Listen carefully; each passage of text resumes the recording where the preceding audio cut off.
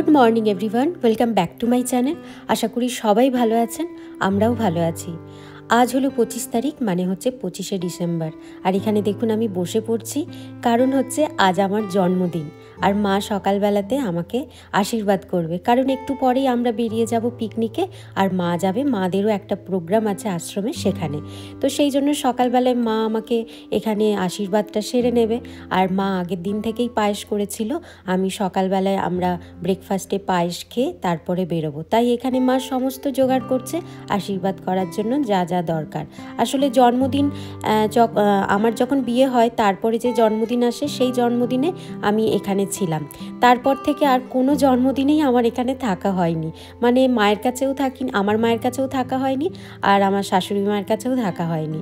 তাই এইবারের জন্মদিনে এখানে মা আশীর্বাদ করবে, পায়েস খেয়ে বেরিয়ে যাব পিকনিকে। যদি ওখানে বেশিক্ষণ থাকবো না, বিকেলবেলাতেই চলে আসব।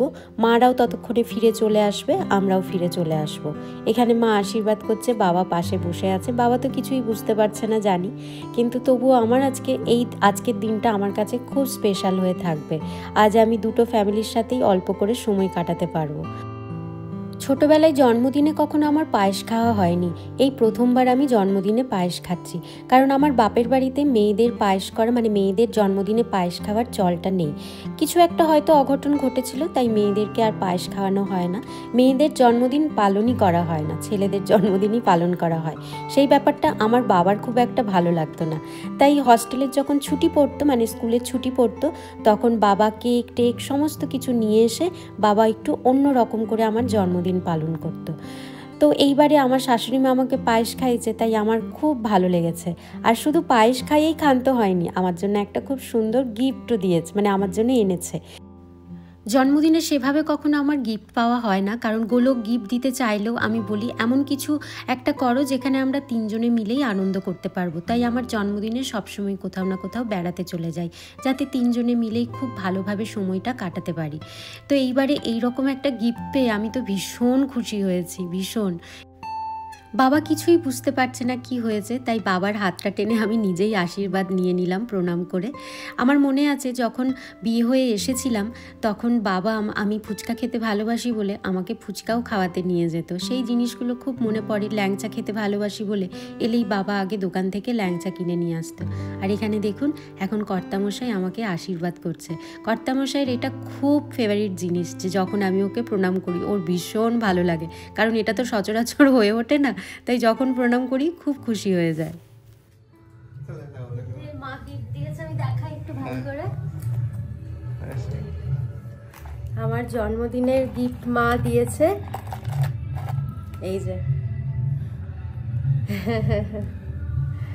খুব সুন্দর হয়েছে, খুব ভালো। আমার এটা ভীষণ পছন্দের ছিল, খুব পছন্দের ছিল। এটা মায়েরই ছিল, বাবা মাকে দিয়েছিল, কিন্তু তখন থেকেই আমার খুব ভালো লাগতো, আর সেটাই মা আমাকে দিয়েছিল। সকালের ব্রেকফাস্ট করে আমরা এখন বেরিয়ে পড়েছি যেখানে পিকনিক হবে। এখান থেকে বেশ খানিকটা দূরে, মানে আমার বাপের বাড়ি আর শ্বশুর বাড়ির মাঝামাঝিই বলতে পারেন, মাঝামাঝি না, মানে শ্বশুর বাড়ির থেকে একটু দূরে আর বাপের বাড়ির থেকে একটু কাছে। এখানে আমার এক কাকুর বিশাল বড় কাজু বাদামের বাগান আছে, সেইখানেই হবে আমাদের পিকনিক। আগে ইউক্যালিপটাসের বাগান ছিল, সেখানেও পিকনিক করতে যেতাম। পিকনিক করার এখানে অনেক ছোটোখাটো জায়গা আছে, তবে এই নিরিবিলি জায়গাটা বেশ ভালো লেগেছে। এখন আমাদের গাড়ি ঢুকে পড়েছে লালমাটির রাস্তা ধরে। দেখুন কি সরু রাস্তাটা, আর চারিদিকে শুদ্ধ জঙ্গলে ভর্তি, আর সবই হচ্ছে এখানে কাজু বাদাম গাছ। এখানে এই জায়গাটা কাকুর মোটামুটি 150 বিঘা মতো জমি আছে, অনেকটা বড় জায়গা। কত যে কাজু বাদাম গাছ আছে তার নেই ঠিক। আপনারা কখনো কাজু বাদাম ফল খেয়েছেন? আমি ছোটবেলায় অনেক খেয়েছি কাজু বাদাম ফল।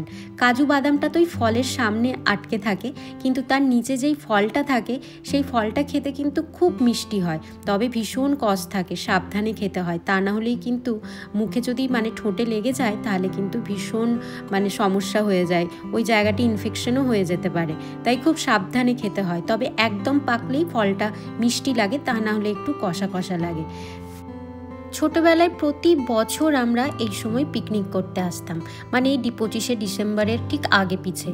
আর আমাদের একটা মানে আমার বাবার একটা বড় ট্রাক ছিল, সেই ট্রাকে করে সবাই মিলে আমরা মেয়েরা আসতাম, আর ছেলেরা যে যার বাইক স্কুটার এইসবে করে আসতো। সেসব দিনগুলো যে কি ভালো ছিল, ওই হইহট্টগোল করতে করতে ট্রাকে করে আসা, তার যে মজা। আর এখন কিন্তু সেই মজাটা আসে না, যে যার নিজের গাড়ি করে আসে।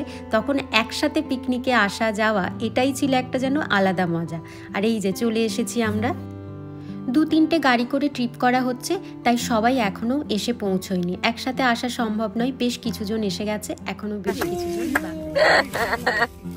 দাঁড়া নামছি। আমি ভাই সকালেই বুক করে দিয়েছি। হ্যাঁ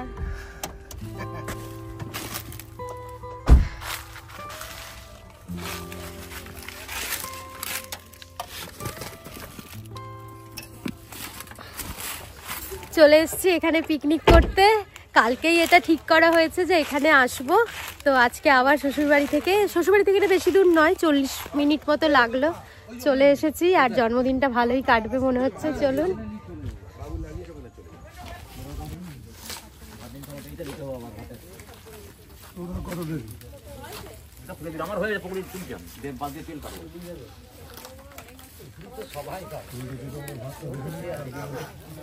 কাকিমা বসে আছো? হ্যাঁ বসে আছি। গালে হাত দিয়ে বড় দিলে। হ্যাঁ কাজু কাজু বাদাম। কাকিমা কই আসেনি এখনো? না। কখন আসে কি জানি, আর একটু পরে হয়তো, পরপর গাড়ি আসছে তো। হ্যাঁ। আর এই যে আমার আরেক বৌদি কলকাতা থেকে এসছে। আর এই যে মা, বলুন কিছু বলবেন? দাদা আছি।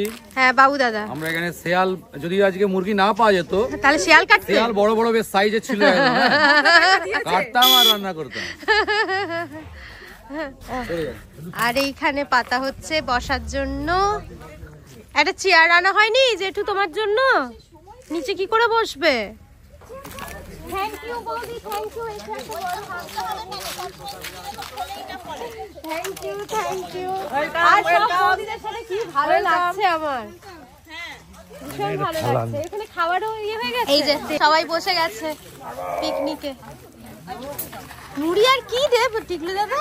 পেঁয়াজি পকোড়া, মুড়ি আর পকোড়া। এই যে বড় বৌদি বসে গেছে মেজো জেঠুকে নিয়ে, মা পাশে। আর এইটা কে? এইটা ওরে বাবা রে।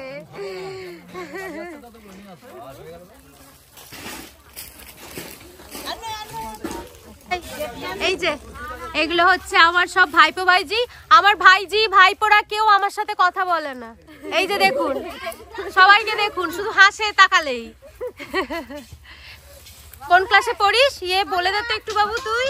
আমি হচ্ছে মানে এইচএস দিয়েছি, এরপর ড্রপ দিলাম এই বছর। আচ্ছা, আর তুই? 9 এ উঠবো। তুই? আকাশ? মেডিকেলের প্রিপারেশন। ওরে বাবা। তুই? তুই বল। ক্লাস 10। তুই 10 হয়ে গেলি? ওরে বাবা। আর তুই বল। 5। ওরে বাবা, এটা সব থেকে ছোট, এটা সব থেকে ছোট আমার। আমরা বাড়ি থেকেই খেয়ে এসেছিলাম, পায়েস খেয়েছিলাম বলে পেটটা বেশ ভরাও আছে।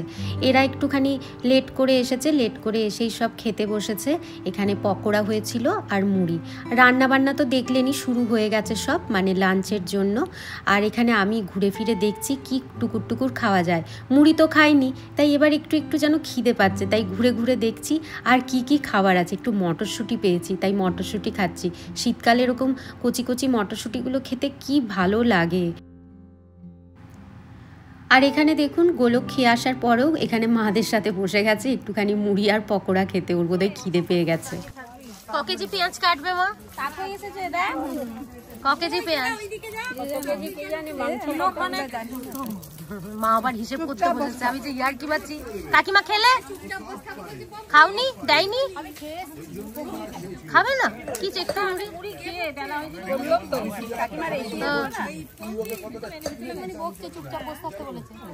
ছোট পিসি তুমি বকছো? বলছো চুপচাপ বসে থাকতে? হ্যাঁ হ্যাঁ একদম।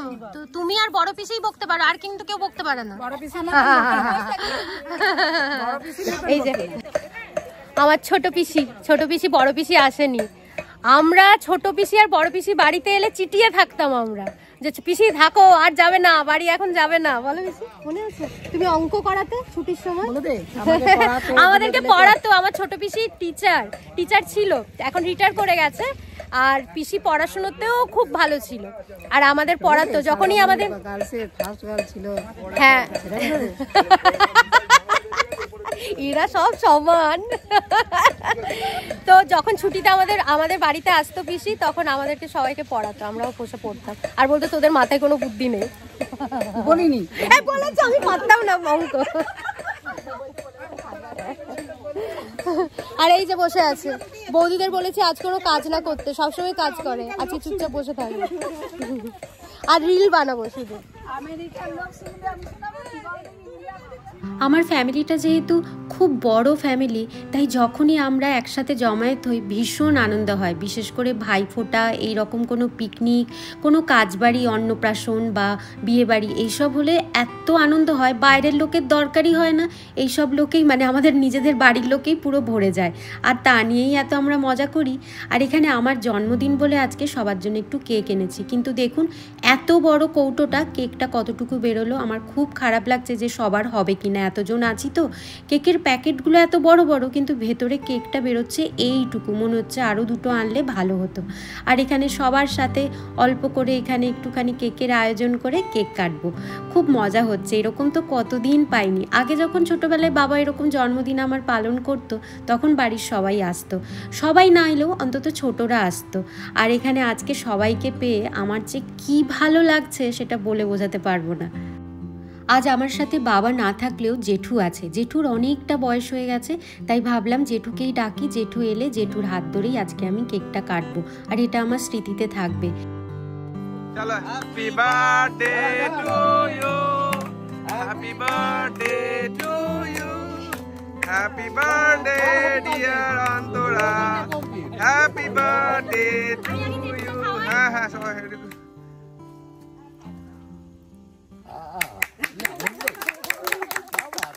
গোবিন্দ বাবু জিন্দাবাদ, গোবিন্দ বাবু। মামাকে খাই দে, মামাকে খাই দে, মামাকে খাই দে। মা এসো, এসো না একবার। না না ওদের এবার এটা কাটার ব্যবস্থা, বটিতে কাটবে কি এটা? ছুরি ছিল না, এর সাথে কাটার দাও। না ছুরি নাই, আচ্ছা দাঁড়া। এখানে আমরা সব সহজেই যেমন আমাদের কিচেনে ছুরি কাঁচি পেয়ে যাই, আমাদের মাদের কিচেনে দেখবেন অতটা ছুরি কাঁচি থাকে না, ওদের সব কিছুই বটিতেই হয় আর কি। আজকে যখন পিকনিকে এসেছি একটা ছুরি বা কাঁচি কোথাও কিচ্ছু নেই। আমি ভাবলাম ওদের খুন্তি দিয়েই কেকটা কাটতে হবে, তা না হলে বটি দিয়ে। সেটাই বলছিলাম যে কি দিয়ে কেকটা কাটবো, কি দিয়ে কেটেছিলাম, বোধহয় চামচ দিয়ে একটা কেকটা কেটেছিলাম। যাই হোক, নরম কেক তো হাতে করে ভেঙেই খাওয়া যাবে। আর এখানে সবার সাথে একটুখানি ফটোও নিচ্ছি, সবাইকে নিজের হাতে কেক খাইয়ে আমার যে কি ভালো লাগছে। আর দেখুন কাকিমারাও আছে একসাথে, মা আর কাকিমার দুটি মেয়ে, আমি আর পৌশালী, কিন্তু ন কাকিমার কোনো মেয়ে নেই, একটি ছেলে। তাই ন কাকিমা সবসময় বলে তোরাই আমার মেয়ের মতো, তাই যত দূরেই থাকিস না কেন মেয়ে হয়ে অন্তত আমার একটু খোঁজটা নিস। কারণ দেখবেন বড় হলে মায়ের সাথে মেয়ের রিলেশনটা অনেক কাছের হয়ে যায়, যেটা ছেলের সাথে হয় না। তো সেই জন্যই কাকিমা সেটা বুঝতে পারে যে মেয়ে না থাকলে তার কষ্টটা কতটা। তাই আমরা মাঝে মধ্যেই কাকিমাকে ফোন করি, কাকিমার সাথে কথা হয়। তো এখানে আজকে সবাইকে কাছে পেয়ে আমার ভীষণ ভালো লাগছে। এই প্রথমবার আমার জন্মদিনে পরিবারের সবাইকে পেলাম, শুধু আমার বাবাই নেই। আর বাবা নেই বলেই হয়তো ওপর থেকে আমাকে এই আশীর্বাদই করছে যে আজ আমি সব ফ্যামিলির সবার সাথে সময়টা কাটাতে পারলাম। পিকনিকে এলে দেখবেন একটু আধটু দেরি হয়েই যায়, আজকেও ঠিক তাই হয়েছে। দুপুর গড়িয়ে বেশ অনেকটাই সময় হয়ে গেছে, এখন আমরা খেতে বসে গেছি দুপুরের খাবার। আর আজকে আমাদের মেনুতে আছে ভাত, ডাল, আলু ভাজা আর চিকেনের ঝোল। ব্যাস এই হলো আজকের মেনু। আর আমার জন্মদিন বলে আজ ন কাকু সবাইকে মিষ্টি খাইয়েছিল, খুব ভালো লেগেছিল। আর এত ভালো কাটলো সময়টা কি বলবো। পরে যখন চলে যাব আমেরিকা, তখন বসে বসে যখন ভালো লাগবে না মন, এগুলোই বসে বসে দেখবো। আর এখানে দেখুন চিকেনের ঝোল এনেছে, দাদাকে বলছি চিকেনটা দিয়েছিস, লাল তেলটা কোথায় ওপরের? মা পাশ থেকে পুরো চিৎকার করে উঠেছে, তুই লাল তেল খাবি? সত্যি এই তেল আর চিকেন খেয়ে আমার পেটে ব্যথাও শুরু হয়ে গেছিলো পরের দিন। আর এখানে এখন চলে এসেছি, কল থেকে জল বের করছি। কার কার মনে আছে আগেকার এই কলগুলো? আমার ভীষণ ভালো লাগতো, তাই ভাবলাম একবার টিপে দেখি পারি কিনা। খুব টাইট হয়ে গেছে, তবুও একটু জল ভরলাম। হয়ে গেল খাওয়া দাওয়া, পিকনিক। এই বাগানটা হচ্ছে আমার নকাকুর কাজু বাদাম বাগান। এখানে আমরা পিকনিক করতে আসি। হ্যাঁ, 150 বিঘার বাগান। এটা বিশাল বাগানে কি নেই, সাপ থেকে, ছুঁচো থেকে, বিছে থেকে, শিয়াল থেকে সব আছে। তার সাথে আমরাও এসেছি। হ্যাঁ, হাতিও আছে এখানে, কিন্তু বড় বড় হাতি আসে। হ্যাঁ, তো সব কিছু আছে এখানে, আর এখানে আমরাও আছি তার সাথে। তো এসেছি এখানে পিকনিক করতে, দারুণ মজা হলো। আর আজকের আমার জন্মদিনটা বেস্ট জন্মদিন গেল, ভীষণ। আমার বাবা থাকলে আমি আরো খুশি হতাম। গাছ ভাঙে, ওই যে কাকু বলছে মাঝে মাঝে এখানে হাতি এসে পুরো গাছ নষ্ট করে দেয়, আর বলছে প্রচুর সাপ আছে এখানে। একটু আগে একটা সাপ পড়েছে ওখান থেকে। হ্যাঁ, একটু গায়ে সাপ পড়ে গেছিল কার, এখানে চিতি সাপ। চলো, এই বাগানটা হচ্ছে আমার কাকুর, বললাম কত বিঘার বাগান। আর এই যে আমার কাকু। আর বলো কাকু, ইনি কতদিন আছেন? ইনি আমাদের এই বাগানেতে যখন প্রথম গাছ লাগানো হয় 2005 সালে, তখন থেকে এই ভদ্রলোক এখানে আছেন। এর হাতে তৈরি সব গাছ। ইনি এত গাছ লাগিয়েছেন? ইনি সব রক্ষণাবেক্ষণ করেন। ইনার নাম কুশলদা, আমরা বলি কুশলদা। এইখানেতেই বৃদ্ধ হয়ে গেছে। হ্যাঁ, এখনো কাজ করে প্রত্যেক। তার মানে অনেক কম বয়সে এসেছেন তো উনি এখানে। বাহ বাহ, দারুন দারুন। আমরা আজকে ভীষণ আনন্দ করলাম এখানে। কি মারা কি করছে এখানে, মা কাকিমা, 2 কাকিমা, মা আর পিসি, এরা এক জুটি। এরা দেখি এখানে কি করছে। কি করছো তোমরা? আমি দেখতে এলাম। গাছে উঠেছিস, দেখবি প্রচুর কাঠ পিঁপড়ে আছে। আমি দেখছিলাম, কামড়ালে যা লাগে না কাঠ পিঁপড়ে। হ্যাঁ হ্যাঁ, আমি দেখেছিলাম সেই বছর পিসি টুটুলের বিয়ের পরে পরে। হ্যাঁ, আমার মনে আছে। আমাকে আবার আসতে হবে। বড়দা, সবাই টাটা করে দাও। Tata tata tata. এই যে মুদি, টাটা টাটা। চলো, আমিও টাটা। Good evening everyone. আজ হলো নেক্সট ডে। কালকে ফিরে এসে আর ব্লগ করতে পারিনি, অনেক কাজ ছিল, গোছানো ছিল। আর এই দেখুন আমাদের সব গোছানো হয়ে গেছে। ফাইনালি সেই দিনটা এসেই গেছে যেই দিন আমরা আবার এখান থেকে রওনা দিচ্ছি আমেরিকার উদ্দেশ্যে। তো চলুন, মন তো সবারই খারাপ, আর এতগুলো ব্যাগ নিয়ে যেতে হবে। খাওয়া দাওয়া হয়ে গেছে, এখন বাজে হচ্ছে ঘড়িতে 8:30, মানে সন্ধ্যে 8:30। আমাদের ফ্লাইট ভোরবেলা, কিন্তু আমাদের আগে থেকে যেতে হবে তাই। আর এই যে মাও বসে আছে, মায়েরও মনটা খারাপ। এই যে হ্যাঁ, এই আসবই ভালো, এসে গেল তো ব্যাস, কেটে গেল সময়। তো চলুন, যেতে যেতে আবার ব্লগ করব, যতটা পারি আপনাদের সাথে শেয়ার করব। একে একে ব্যাগগুলো সব নামাচ্ছি। এখান থেকে 9টায় আমাদের রওনা দেবার কথা, কারণ আমাদের ফ্লাইট প্রায় 2:30 বা 3টের সময়। তো আমাদের 12টার মধ্যে এয়ারপোর্টে পৌঁছে যাবার কথা, তাই হাতে একটু সময় নিয়েই বেরোই। কারণ এই সময় আমরা যেই রাস্তা দিয়ে যাই, ট্রাকের প্রচণ্ড ভিড় হয়, তাই যাতে জ্যামে আটকে না যাই, হাতে একটু সময় নিয়ে বেরোই। আর এখানে এখন সব ব্যাগগুলো তোলা হচ্ছে।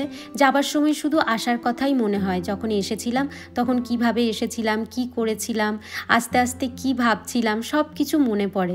এই সময়টা বড্ড কষ্টের। আর মা খুব চিন্তা করছিল, কারণ আমার প্রচণ্ড পেটে ব্যথা ছিল। সকালবেলায় আমি নড়তে পারছিলাম না, তাই মা বলছে পেটে ব্যথা নিয়েই চলে যাচ্ছ, ভালো করে সারাদিনটা খেলেই না। মায়ের জানি মনটা খুব খারাপ। আর দেখুন, মা আজকে একাই দাঁড়িয়ে আছে এখানে। বাবা তো কিছু বুঝতে পারছে না, বাবা ঘুমিয়েও গেছে। বাবাকে তাই আমরা ডিস্টার্ব করিনি।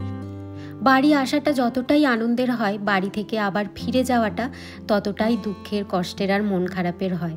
তবুও কিছু করার নেই, যার যেখানে কর্মস্থল সেখানে তো তাকে যেতেই হবে। আমাদের দৈনন্দিন যা কাজ, যা আমাদের যেরকম জীবন, সেই জীবনে তো আমাদের ফিরতেই হবে। দেশ থেকে বিদায় নেবার সময় হয়ে গেছে, এবার আপনাদের কাছ থেকেও বিদায় নিই। কথা দিচ্ছি পরের বার যখন আসবো আপনাদের সাথে অবশ্যই দেখা করব। আর আপনারা কিন্তু সবাই খুব খুব ভালো থাকবেন, সুস্থ থাকবেন, সাবধানে থাকবেন। ব্লগটা ভালো লাগলে অবশ্যই একটা লাইক, শেয়ার আর কমেন্ট করে দেবেন। যারা নতুন বন্ধু তারা কিন্তু অবশ্যই সাবস্ক্রাইব করে দেবেন। আজকের মতো বাই বাই, সবাই খুব ভালো থাকবেন।